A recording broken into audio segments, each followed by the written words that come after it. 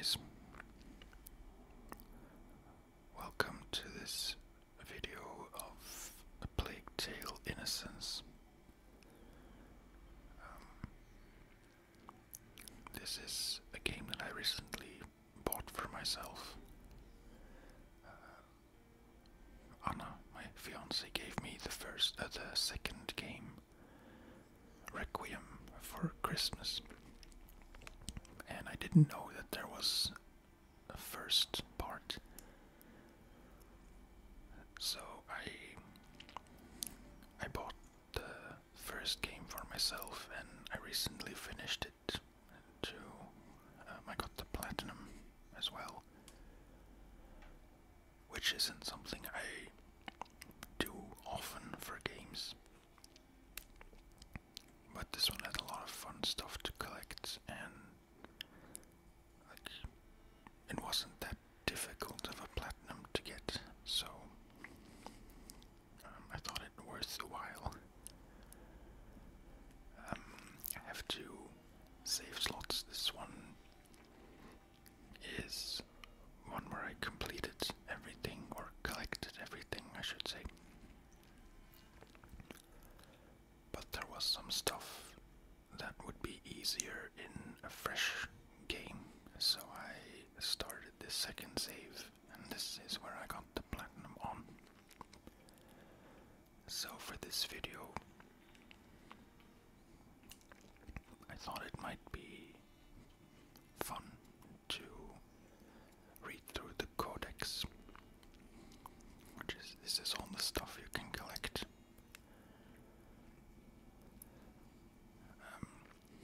And they have some nice descriptions, so I thought it might be a good idea to do a reading video of this.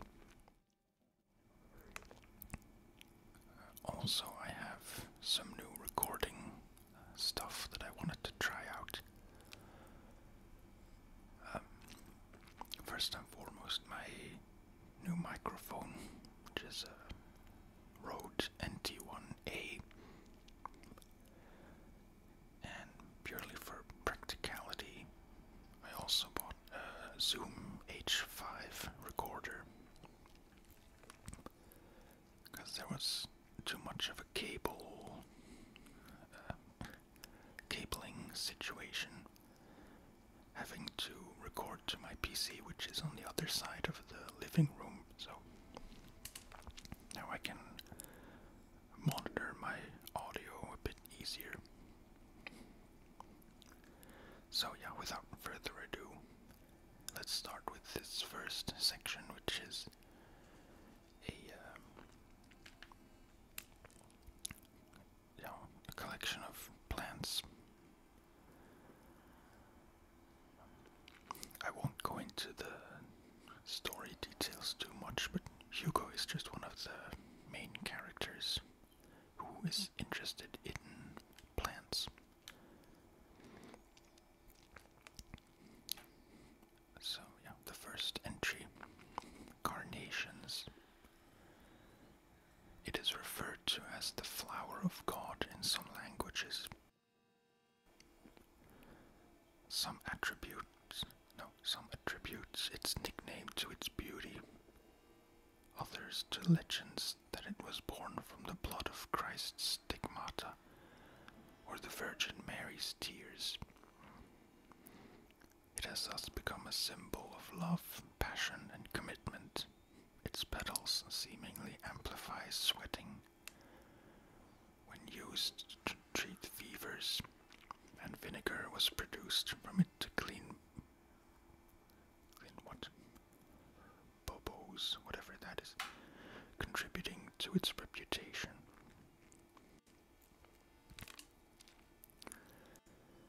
This mic is super sensitive. I have to get used to it.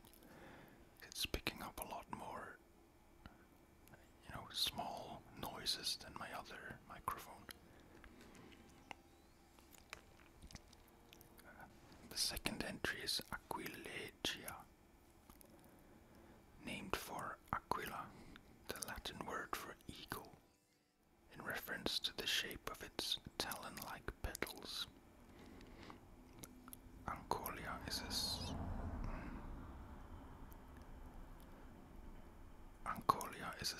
of sadness and troubled souls, even of madness. While its flowers are sweet and edible, its roots and stems are highly toxic. When digested, they cause the entire digestive system to become inflamed and can lead to dangerous palpitations.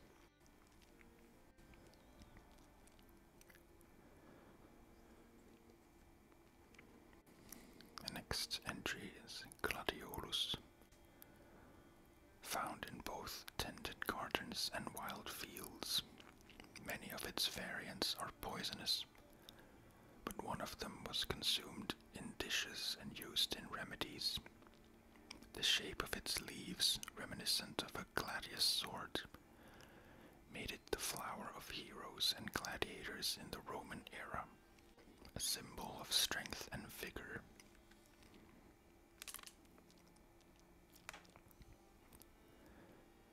Creaky microphone. The next entry is hawthorn, a thorny bush used to mark out the borders of gardens and properties. Hawthorn has become a symbol of cautious hope. It is the subject of many legends, the most prestigious of which depicts it as Christ's crown of thorns. When ingested as an infusion, it regulates the heartbeat and combats shortness of breath.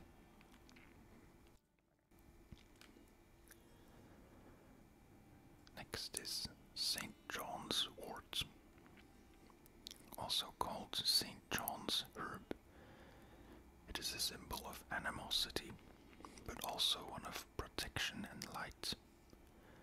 St. John's wort is considered a remedy to melancholy and other mental afflictions.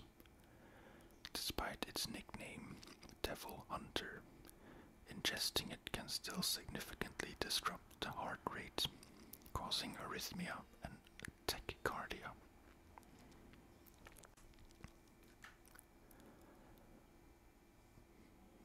Next is lavender.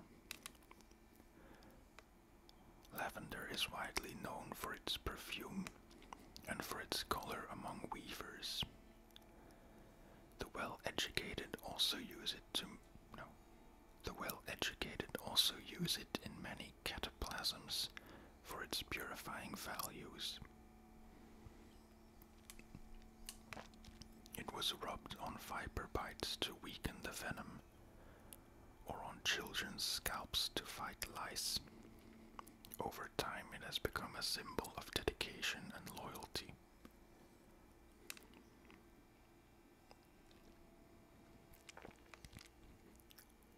Next is the daisy. The daisy is a symbol of innocence and purity, and probably owes its fame to the whiteness of its petals. It was used in infusions with calming and digestive properties, known to also promote scar healing.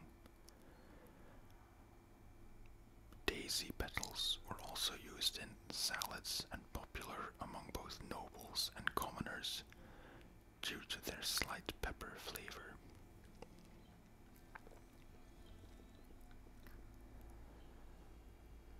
Next is the rhododendron. While the rhododendron is harmless, honey made from its flowers is said to carry toxins with hallucinogenic and laxative properties. This is what seemingly thwarted the Greek army, resulting in the retreat of the 10,000.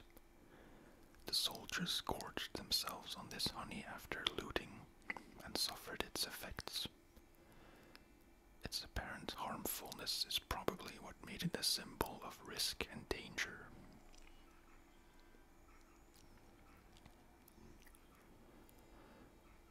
Next is, and I'm sorry for any French-speaking people, cinquefoil, or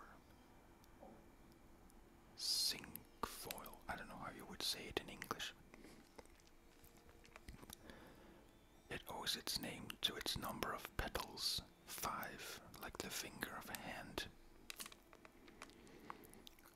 From a medicinal point of view, it was used from antiquity in the form of pastes or decoctions to fight illnesses of the digestive tract, calm fever, and stop bleeding.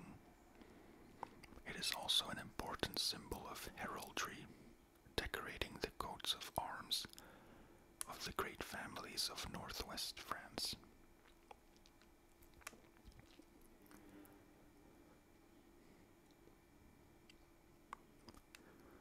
Next is the daffodil. It is said that it grew from the remains of Narcissus, a mythological figure who died while looking at his own reflection. It symbolizes egoism and selfishness. Despite a marked toxic potential recognized by humanity since antiquity, many European countries have used it to treat tumors, epilepsy, and hair loss, to varying degrees of success.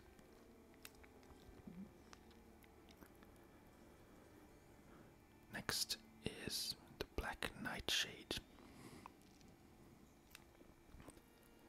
a symbol of truth associated by some with demonic witchcraft. The black nightshade has many worrisome nicknames: Devil's Herb, Death Cherries, and Beautiful Death.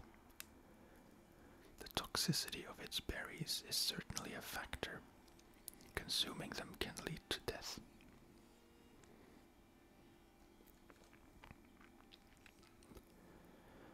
And next is roquefort. I don't know if this is French or English. Saxifrage or saxifrage, also known as stonebreaker, is often found in cold, mountainous environments, seeping into rock crevices to avoid the frost. It symbolizes inevitability and a form of despair. This nickname comes from the fact that it was considered a means of dissolving kidney stones.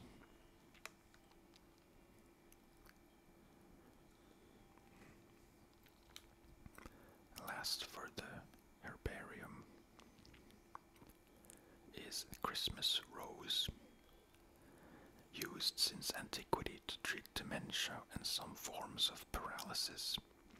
The plant quickly became a symbol of anxiety and disquiet. This is likely due to its toxicity, as handling it with one's bare hands causes violent irritations and even more severe reactions if ingested. Strangely enough, it is found in nativity scenes around Christmas. It was supposedly born from the tears of Madelon, a young shepherdess who was desperate to offer a gift to the newborn Christ.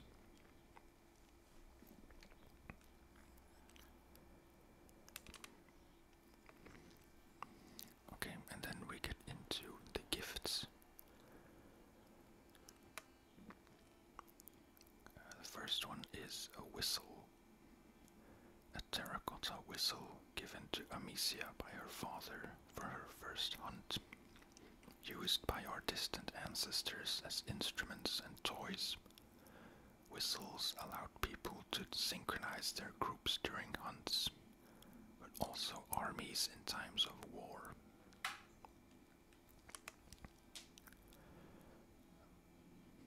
Amicia is the main character, the main playable character.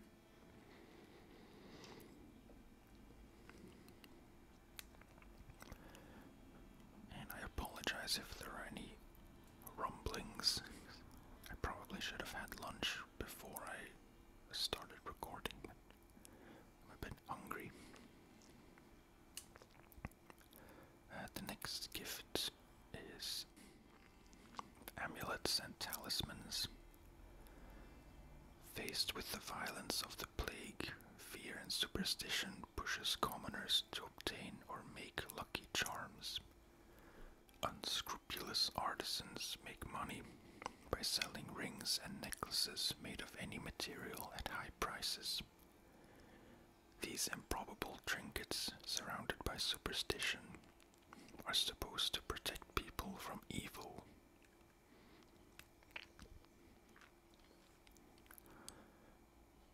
Next is a rosary. Made from simple materials, these necklaces serve as prayer guides. They are extremely widespread and serve as a testimony to the inescapable role of religion in society. Religion promises believers that their souls will be saved, provides hospitals with furniture, and divides the year with landmarks in the shape of pageantry and celebrations. The Church also hunts heretics, condemns the profane, and, in more serious cases, excommunicates them, depriving them of the right to faith and isolating them from the community.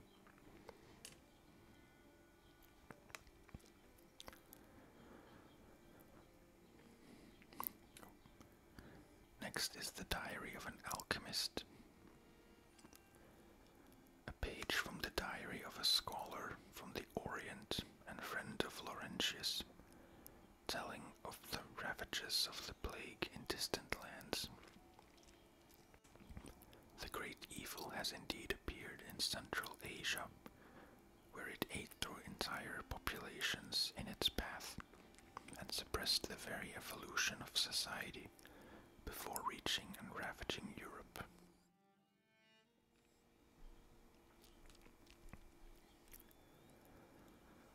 The next gift is a balastella, or Jacob's staff.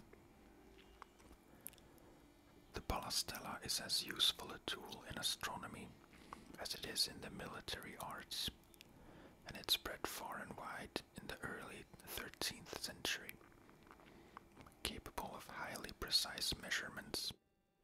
It is used to calculate angles and distances, particularly for calibrating siege weapons. When combined with a compass, this instrument allows attackers to take control of the field, giving them a definite strategic advantage.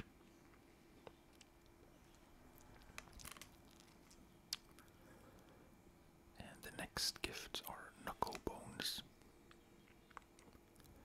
These small sheep's bones are a favorite in games for both children and adults, whether among nobles or commoners. Adults enjoy them in games of chance and gambling once they have been polished and engraved, thus acting as dice. Easily transportable, they can be found in ecclesiastical circles, where they are associated with the devil.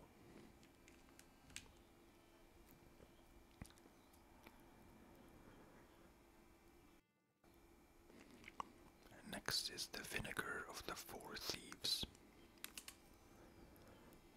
There is a particularly widespread legend of four thieves who found a way to plunder contaminated houses without being struck by evil themselves.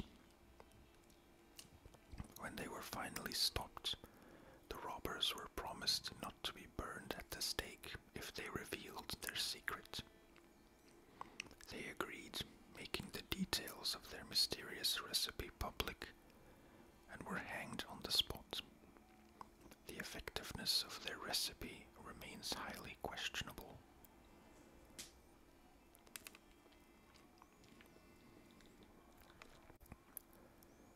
And next is alchemical crucible, an alchemist's most fundamental tool. This stone container is able to withstand extreme conditions, high furnace temperatures, acids, without eroding or breaking.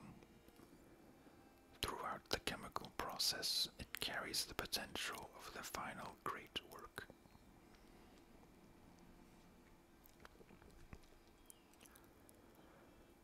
Next is a chessboard. A a solid wood chess game. This game became popular in Europe during the Middle Ages, first among nobles, and then spread to all strata of society. The invention of this game is the subject of many legends. Its first version supposedly came into being in Asia between the 3rd and 6th centuries, evolving when it reached the Middle East and slowly finding its final form when it reached Europe in the 10th century.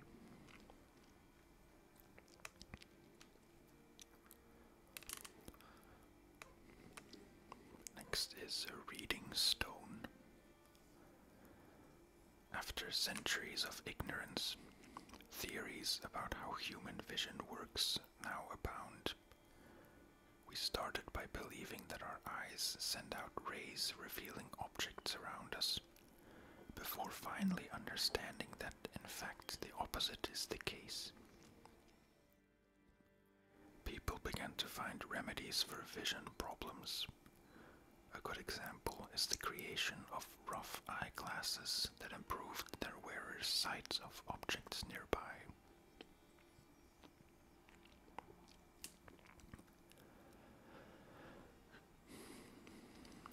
And the last is calamus, or calamu in French, I suppose.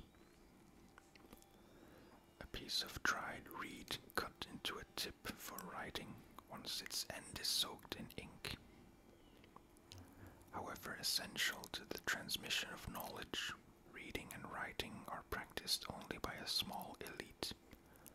Only members of the clergy and the most educated of citizens. The majority of books available depict the world from a Christian perspective, with alchemists being among the few to describe a reality free from dogma.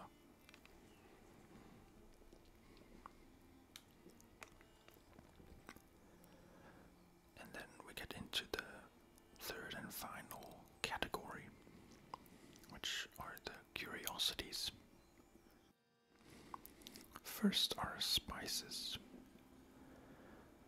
Rare and expensive spices are not found at all tables. Moreover, the population is convinced of a hierarchy of elements based on their proximity to the divine. Fire precedes air, which is above water, which covers earth. Vegetables, which grow in the least noble of the elements, are meant for the most destitute, while birds which fly across the heavens generally end up on the plates of lords. It's kind of interesting.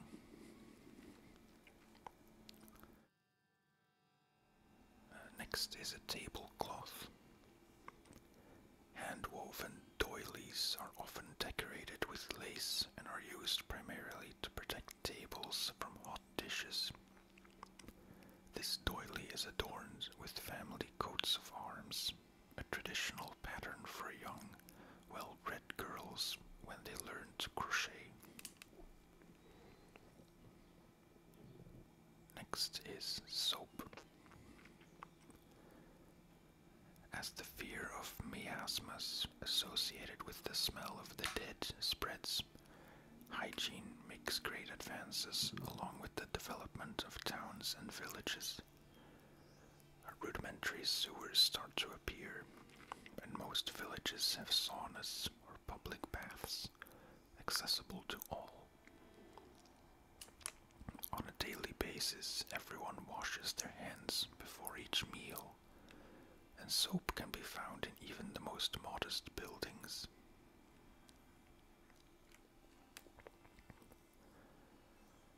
Next is incense and herbs. Alchemists know it, and the people are beginning to suspect it. Evil does not exist only in the bodies of infected people. It also travels around them. People start blaming the air, the stench of which indicates the presence of miasmas and therefore of disease.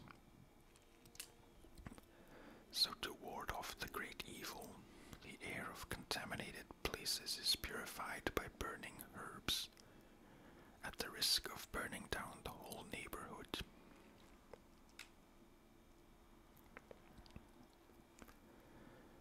Next is a brew.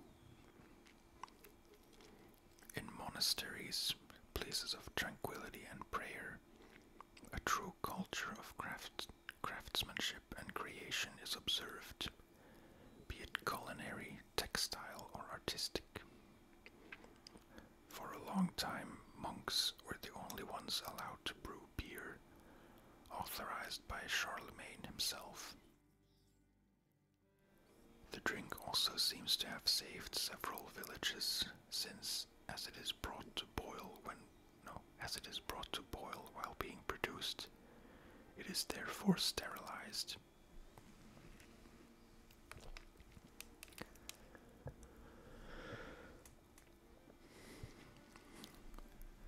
Next is a Crusader tabard. It has been a century since the last great crusade, and the church faces new perils: disease, famine, war. Calamities push humanity towards faith. This need for spirituality, combined with the many human losses, forces the clergy to train many priests in haste. But some of the people will nevertheless seek answers in paganism, superstition, and dissenting orders.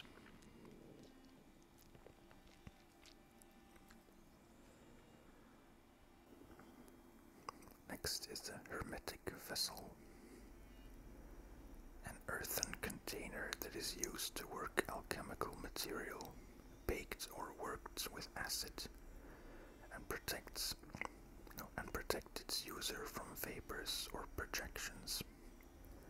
The word hermetic is inspired by Hermes Trismegistus, a mythical figure of Greco-Egyptian antiquity to whom we owe the famous Emerald Tablet, the text that represents one of the pillars of the alchemical arts.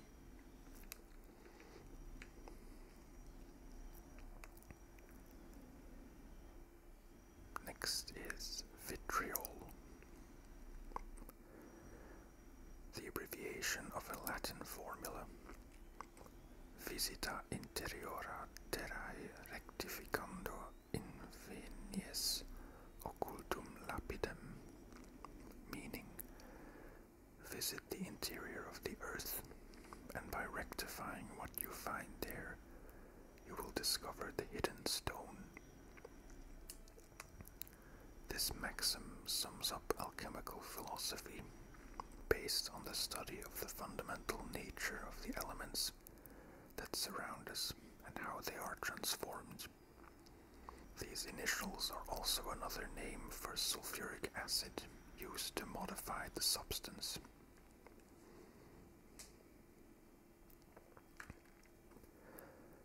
Next is a sickle, a tool used to collect wheat, used here as a makeshift weapon. Since most soldiers were simply commoners who had been forcibly drafted, few of them were properly trained or equipped. It wasn't uncommon for them to fight in rags, with a mere knife as their sole weapon. Next is Oliphant. Easily transportable, capable of only one single note, but audible from far away. Oliphants ensured communication between the various units of an army. It signaled gathering, advancing, or falling back. A highly complex and yet vital tool to spread information quickly and clearly in the midst of the noise.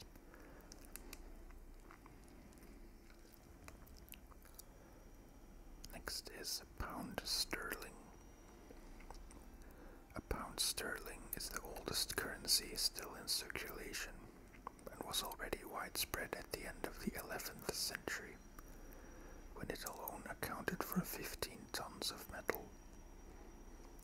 Passing from hand to hand, crossing the borders and strata of society, money was also a powerful vector of contamination. Just like mail, people only thought to decontaminate it decades later. I never thought of that. Next is declaration of war. The casus belli serves as the official justification for a conflict between sovereigns, although its legitimacy is often questionable. Some serve primarily economic interests. The 100 Years' War thus enabled the French king Philippe VI to tax his people in order to fill the kingdom's coffers, and King Edward III to satisfy the English nobility, whose land revenues had fallen severely.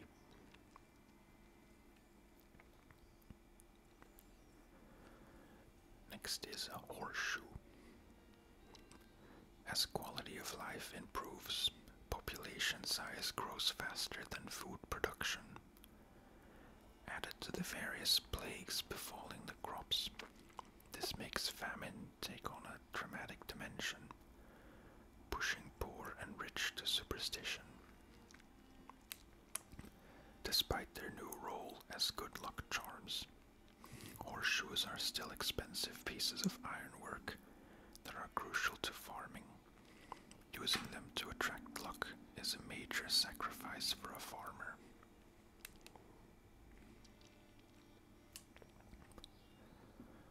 Next is a map. Widespread among noble and learned circles, maps are rare and expensive as well as imprecise. That is why practical and inexpensive directional signs proliferate at road intersections. The villages, sometimes located several days' walk of each other, are ravaged by famine, war, and disease. It is through these same roads that the plague travels, accompanying the fleeing populations who follow the saying, "Leave quickly, go far, and come back late."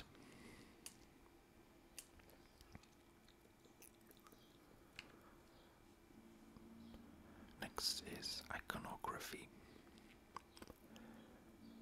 Alchemy fascinates scientists as much as it inspires artists.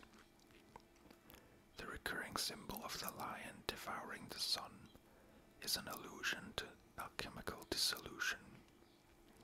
The purpose of the process, in which vitriol attacks sulfur, is to separate the crude substances from the subtle ones.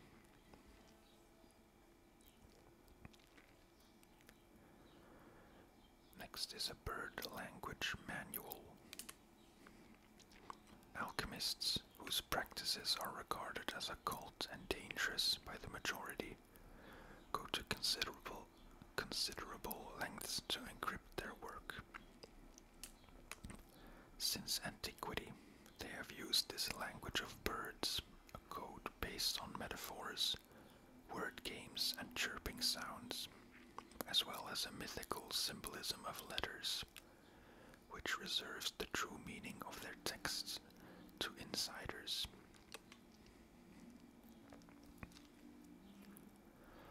All I know is that's the symbol of brimstone in the Binding of Isaac. Next is sheepskin. Before the plague took on uncontrollable proportions, coachmen and shepherds were often spared, unwittingly protected by the strong smell of the goats, sheep, and horses with which they lived. It was only a temporary respite for some, however, as the lucky survivors could be suspected of serving the great evil and were sometimes punished severely.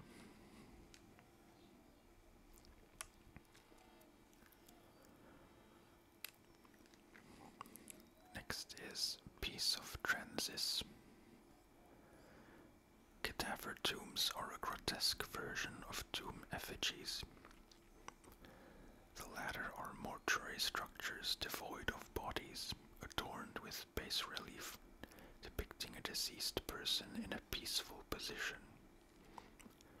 Cadaver tombs, on the other hand, represent the deceased realistically, gaunt or decomposing.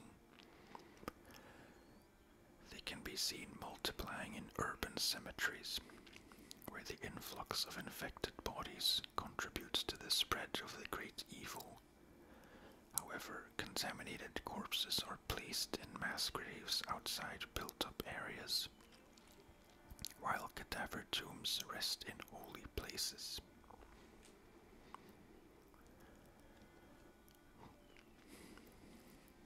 Next is the study of a skinned person. Since autopsies are formally prohibited by the Church, the practice of studying the human body is still in its infancy.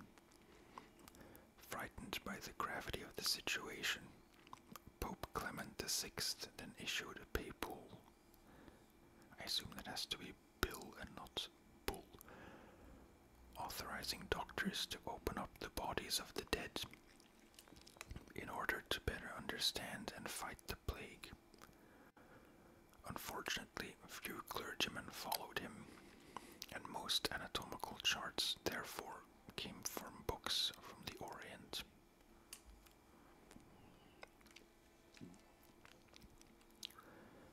Next is a teriac, a decoction made up of more than 50 plants, minerals and animal ingredients that take more than a year of fermentation for their properties to become complete.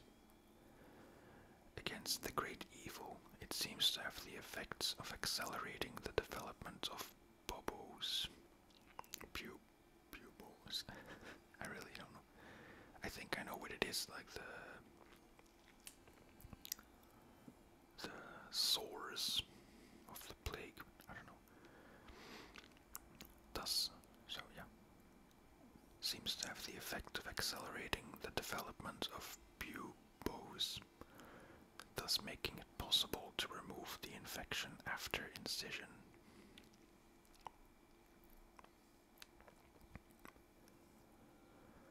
Next is Arnois helmet, an armor set designed for knights, allowing them to mount their steeds while ensuring almost complete protection of their bodies.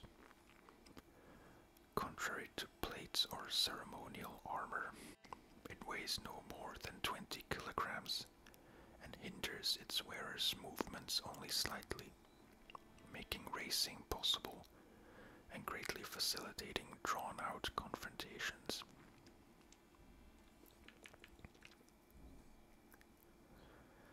And next is the family tree. Genealogy is an ancient tradition upheld since the time of the Egyptians and mentioned in the Bible. It was long reserved for the rich and mighty, and underwent a major evolution starting from the 11th century, serving to prove lord's nobility or the absence of kinship of married couples. However, given the wealth power of their clients, it's not uncommon for some genealogists to prefer financial gain over accuracy. Next is a rag doll. A worn-out rag doll given to Hugo by friends of the family.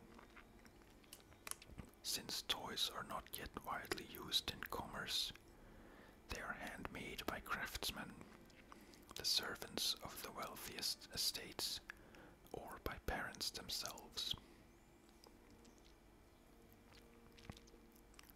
Next is a knight figurine.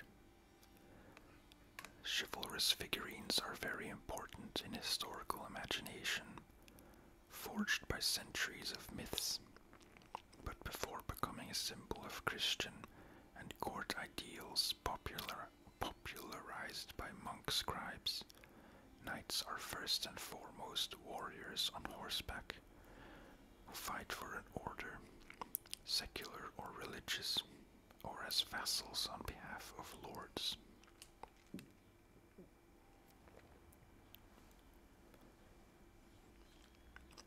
And second to last is the discipline. Faced with increasing number of orders or cults, the Church implores the Inquisition to strike down heresy to its core by driving out Dulcinians, Fraticelli, and Flagellants.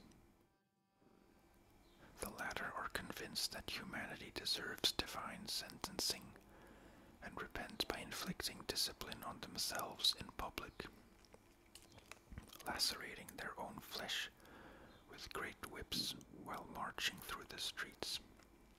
Ironically, the Flagellants helped spread the plague from village to village. And lastly is the Inquisitor's Manual.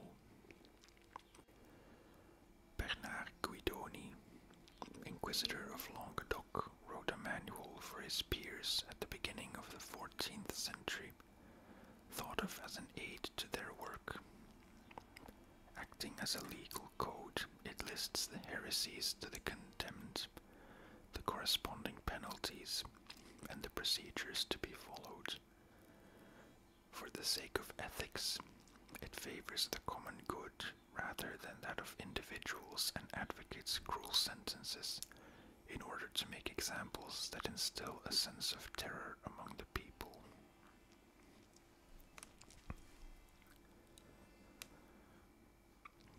And that was it. I could have guessed that some of the items and descriptions were a bit gruesome, perhaps, but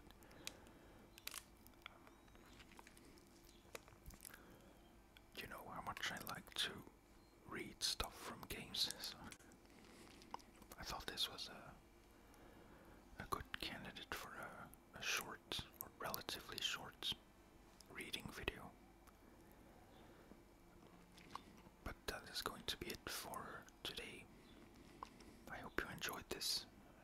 As always, thank you very much for watching and for listening. And I will see you guys next time.